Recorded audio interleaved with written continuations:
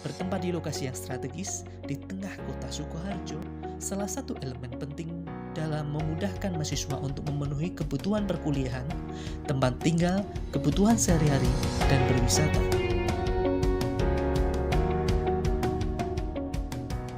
Program studi pendidikan yang menciptakan tenaga profesional siap kerja untuk membantu individu yang memiliki masalah pribadi, hubungan sosial, belajar, dan karir.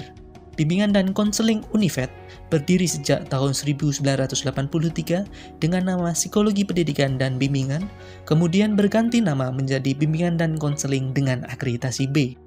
Lebih dari 1.800 alumni lulus dari BK Univet dengan mayoritas sebagai guru, pengawas pendidikan, dan kepala sekolah. Melalui dosen-dosen yang minimal bergelar magister dan syarat akan pengalaman, kurikulum dirancang secara komprehensif untuk menciptakan mahasiswa yang terampil, komunikatif, berdaya saing, dan profesional. Beberapa kegiatan perkuliahan yang dilakukan dalam menumbuhkan dan mengembangkan profesionalitas mahasiswa antara lain: layanan klasikal, konseling individual, konseling kelompok, bimbingan kelompok, instrumen tes dan non-tes, pengembangan media, seminar dan workshop BK, dan pengadministrasian. Segudang prestasi pun sudah ditorehkan mahasiswa di berbagai daerah di Indonesia seperti juara umum media pembelajaran tingkat nasional tahun 2017, finalis Indonesian Counseling Competition 2019, Perparprov 3 2018 Surakarta cabang atletik kategori 1.500 putra, juara futsal antar perguruan tinggi se-Jawa Bali tahun 2017 dan 2018.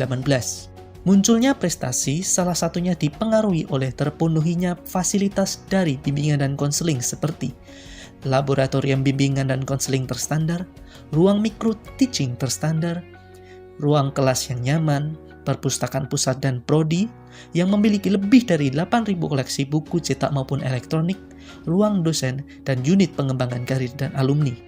Selain itu, masih ada fasilitas umum seperti parkiran yang luas, lapangan untuk berolahraga, dan berbagai unit kegiatan mahasiswa sebagai wadah pengembangan diri mahasiswa. Ayo Bergabung bersama kami.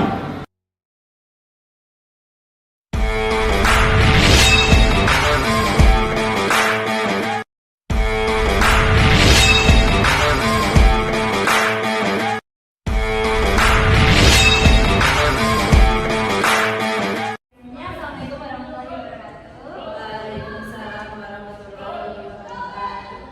Gimana nih kabar teman-teman semuanya? Lumayan. Tadi udah makan belum? Udah makan ya? Oke. Di sini Ibu akan melaksanakan bimbingan konseling kelompok.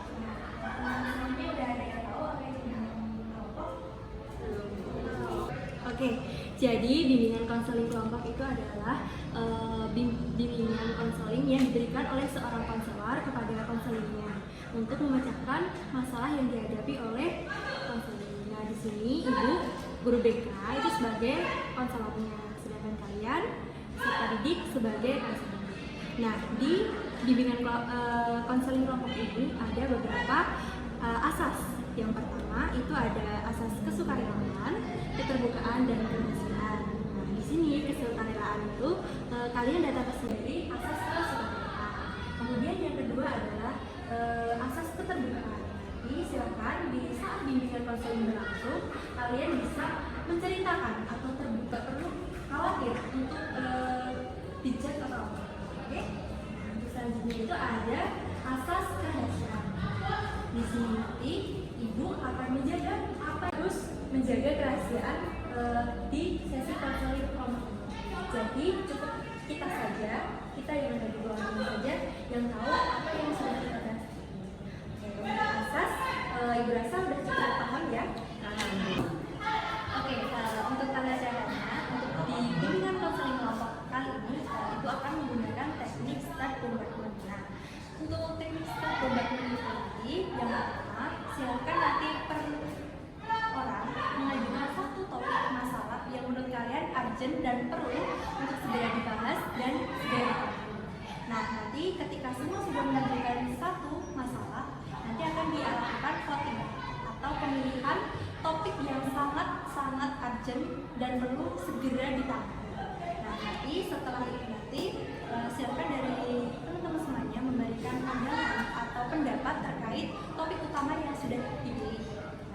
Untuk selanjutnya nanti silakan untuk memberikan tanggapan terkait kelebihan dari topik yang menjadi topik utama dalam sesi konseling bimbingan konseling dengan teknik staf programming. Dari teman-teman semuanya udah paham? Bisa kita lanjut ya? Bisa. Oke, kita lanjut dulu ya. Dari Baik bagaimana?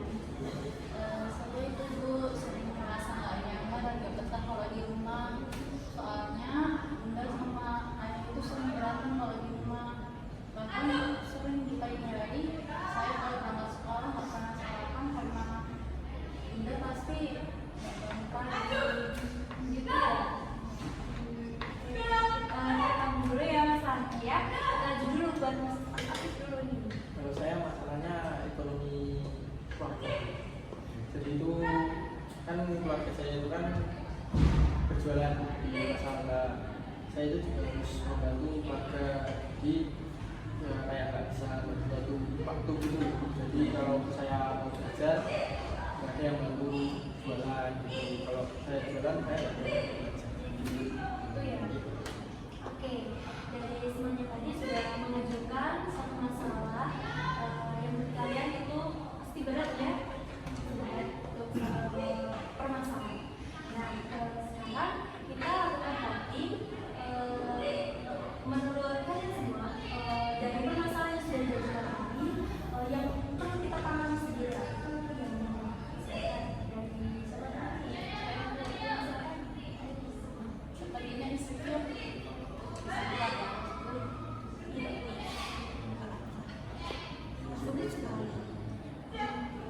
Jadi kita sepakat ya untuk topik utama yang kita ambil itu dari insecure. Silahkan dari Mbak Angga itu gimana? Apa sih rasa insecure yang ada? Apa dulu? Tanya dulu. Sebelum kita lanjut, silahkan untuk teman-teman semuanya perkenalan dulu ya, karena itu juga belum kenal nih sama kalian. Coba dimulai dari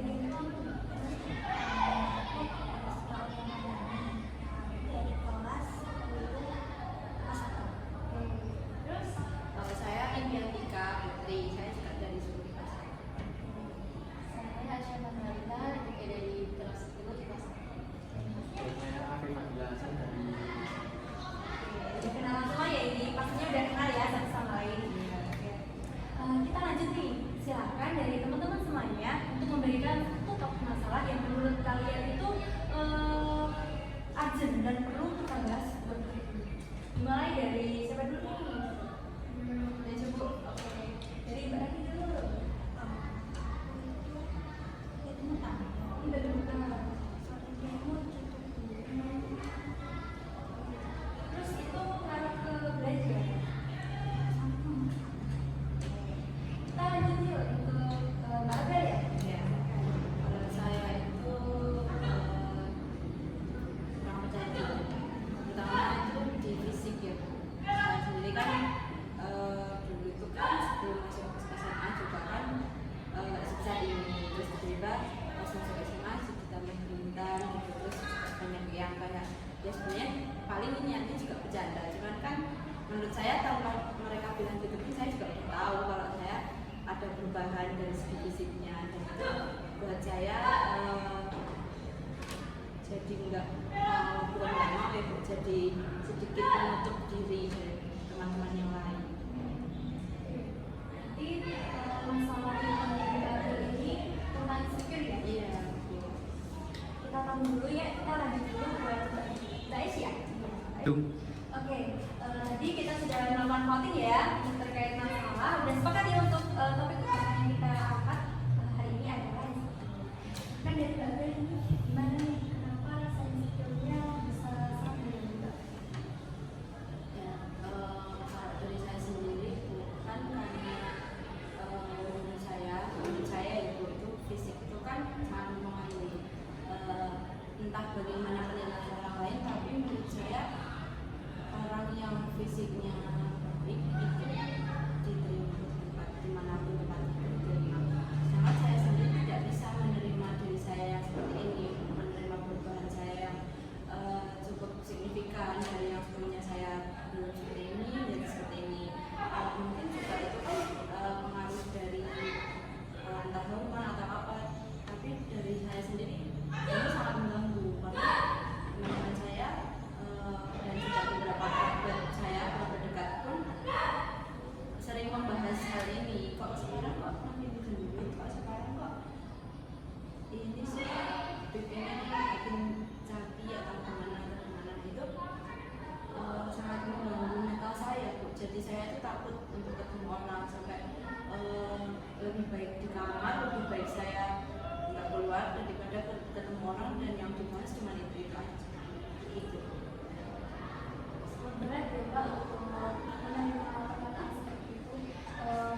Mbak Abel sekarang gimana?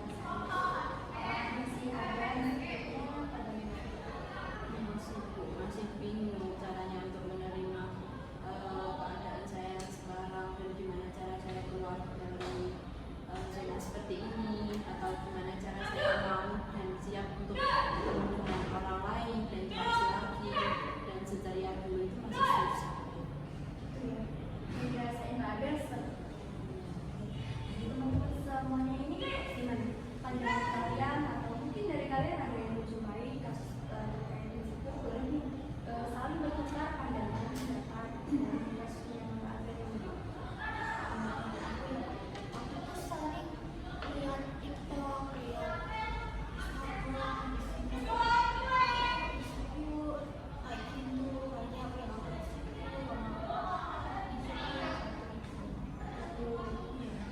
Jadi banyak orang yang berarti masih banyak di luar sana juga yang insecure ya. Nah, dari teman-teman yang lain gimana nih untuk pandangannya? suka insecure kalau setiap hari terima rapot kalau pulang sekolah karena lihat teman-teman dijemput sama ayamnya, sama bundanya, sama aku jemputnya ojek online. Oke, ini semuanya udah ya. Ini tinggal Mas Akif aja nih. Gimana pandangan Mas Akif terkait Mas Ajib? Kalau untuk diri saya sendiri itu sebetulnya tuh kayak teman-teman itu bisa belajar, nggak mikirin hal-hal lain, kayak kalau saya kan harus mikirin dagangan orang tua dulu. Kalau saya Oke, teman-teman semuanya udah masih sedikit ya terkait penerimaan di insecure. Nah, dari teman-teman semuanya, gimana tanggapan dari insecure-nya Mbak Abel?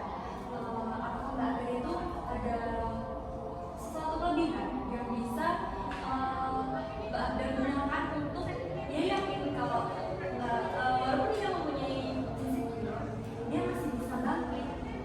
Nah, menurut teman-teman semuanya kelebihan Mbak Abel itu apa?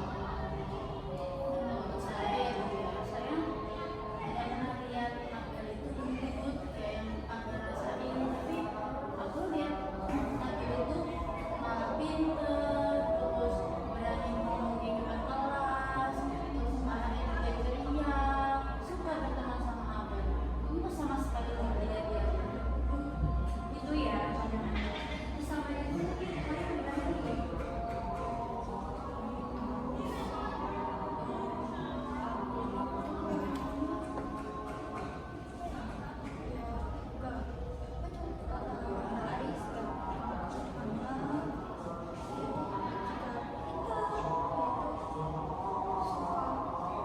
Orangnya kan ceria juga.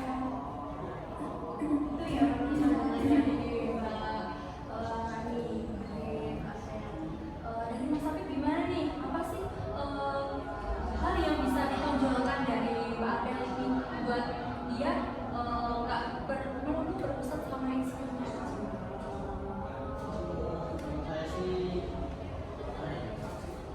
pede aja sih.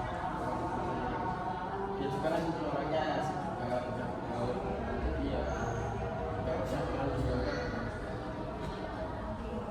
Dari Mbak Abel gimana? Untuk hal yang menurut Mbak Abel saya bisa nih buat yang masuk ke Mbak Abel ini pemberian Kalau dari diri saya sebenarnya ada, cuman mungkin karena masih belum mengakui, jadi saya kan masih tertutup dengan rasa insecure itu tadi. Kalau dari saya sebenarnya saya sudah punya pikiran seperti ini. Saya memang punya tangan, tapi di sisi lain tangan saya juga lengkap, jari-jari saya juga lengkap, saya juga masih bisa berjalan. Jadi seharusnya masih banyak hal yang saya bisa syukuri daripada saya terus-terusan insecure, terus tidak akan bisa berkembang, entah itu dalam konteks membantu orang lain atau membantu diri saya sendiri untuk bangkit.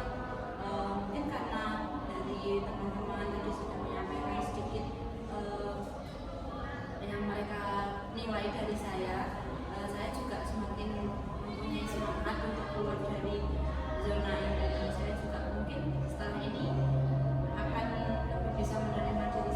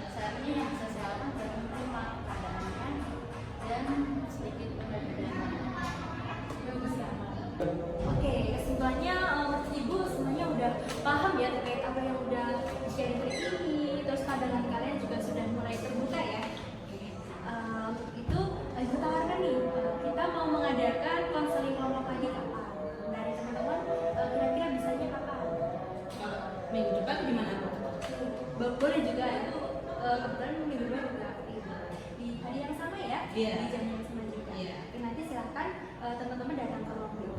Nah, untuk topik masalahnya lagi, kita mau angkat insecure lagi atau mau masalah-masalah yang Masalah yang lain itu ya. Oke. Besok minggu depan maksudnya ya. Silahkan nanti ke sini. Terima kasih buat semuanya. Jangan lupa berdamai dengan diri sendiri, terima diri sendiri, dan jangan lupa asah skill yang kalian punya. Semua orang itu tidak sempurna dan semua orang itu punya uniknya sendiri, punya cantiknya sendiri, punya gantengnya sendiri, punya kelebihan masing-masing. Itu ibu dulu untuk kegiatan konseling kelompok hari ini. Assalamualaikum warahmatullahi wabarakatuh. Waalaikumsalam warahmatullahi wabarakatuh. Terima kasih Bu. Beri tepuk tangan buat diri sendiri ya. Saya ini kalian berdua ya. Terima ya. Wah, ternyata cerita sama guru BK tuh asik ya. Iya. Kirain bakal nyeremin takut gitu loh. Ternyata asik loh. Bener banget. Teman-teman kalau punya masalah jangan lupa cerita ke guru BK ya. Iya. Guru BK itu asik, nampol, gacor.